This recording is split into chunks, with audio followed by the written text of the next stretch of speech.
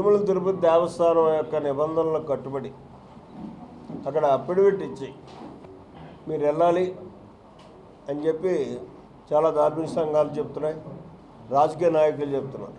నిజంగా ఏమాత్రం ఒక రాజకీయ నాయకుడిగా ఈ రాష్ట్రాన్ని ప్రశాంతమైనటువంటి విధానంలో ఉంచాలనుకుంటే మీ మీద బాధ్యత ఉంది.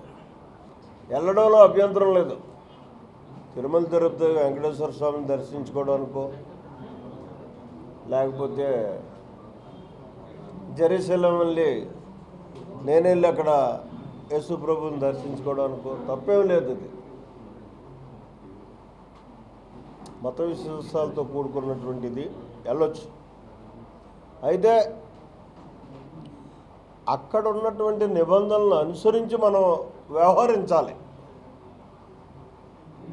ఇది ఒకటికి రెండు సార్లు నేను నొక్కి చెప్పడానికి కారణం ఏంటంటే, గతంలో ముఖ్యమంత్రి పదవిని ఉపయోగించుకొని నిర్విధంగా తోసిపుచ్చి ఆ నిబంధనల్ని ఈయన పలుమార్లు దేవస్థానానికి వెళ్ళినటువంటి పరిస్థితి. ఆ రోజుల్లో ఆయన ఒక ముఖ్యమంత్రిగా మరి ఆ అవకాశాన్ని ఆయన కాదనలేకో ఒక రకంగా శాంతి వాతావరణాన్ని కోరుకునే విధంగా హిందూ సమాజం కూడా దాని గురించి పెద్ద పట్టించుకోలేదు.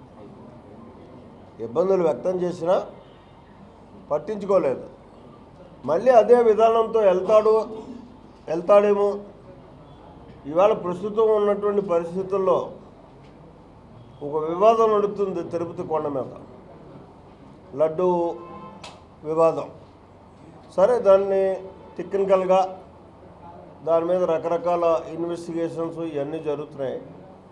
దాన్ని వాళ్ళంతా విశ్లేషించి మనం చెప్పుకోవాల్సినటువంటి అవసరం లేదు.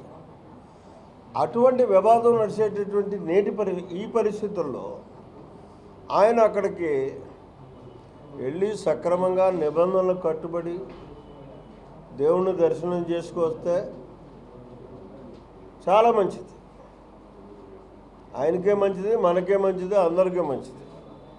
కానీ ఒక హెల్డర్గా నేను చెప్పేది ఏంటంటే, ఈ రాష్ట్రం ఎప్పటికో ఒక ప్రశాంతమైన వాతావరణంలో పడి ఇటు సంక్షేమం వైపు అటు అభివృద్ధి వైపు వెళుతూ విపత్కర పరిస్థితులు వచ్చినా సరే సమర్థవంతంగా దాన్ని ఎదుర్కొని ముందుకెళ్తున్నటువంటి ఈ ప్రభుత్వానికి ఒక శాసనసభ్యుడిగా మీరు కూడా సహకరించాల్సినటువంటి అవసరం ఉంది. శాంతి భద్రతల విషయంలో మీ పార్టీ పరంగా మీ విధానాలు వేరు, మీ పరిస్థితులు వేరు, మీరు చెప్పుకోవచ్చు, అందులో ఇబ్బంది ఏమీ లేదు. కానీ ఇటువంటి సెన్సిటివ్ ఇష్యూ మీద మాత్రం బాధ్యతగా ఆలోచన చేయాల్సినటువంటి అవసరం ఉంది. ఆ ఆలోచన చేసి ఇప్పుడు ఏది తిరగబడిపోదు. మీరు వెళ్ళకపోతే మీ రాజకీయాలు కాటరో మీ కథ మీరు నడుపుకుంటారు, మా కథ మీరు నడుపుకుంటాం. ఖచ్చితంగా మీరు మీ మనసులో, నేనైతే మీరు వెళ్ళాలని నిర్ణయం తీసుకోవడానికి మీ మనసులో గతంలో నా పాలనలో తప్పు జరిగింది, ఆ తప్పుకి ప్రక్షాళన చేసుకోవాలి. ఆ ప్రక్షాళన చేసుకోవడం కోసం నేను ఈవేళ దైవాన్ని దర్శనం చేసుకోవాలి, వెంకటేశ్వర స్వామిని అనేటువంటి ఆలోచనతో వెళ్తున్నారని నేను అనుకుంటున్నాను.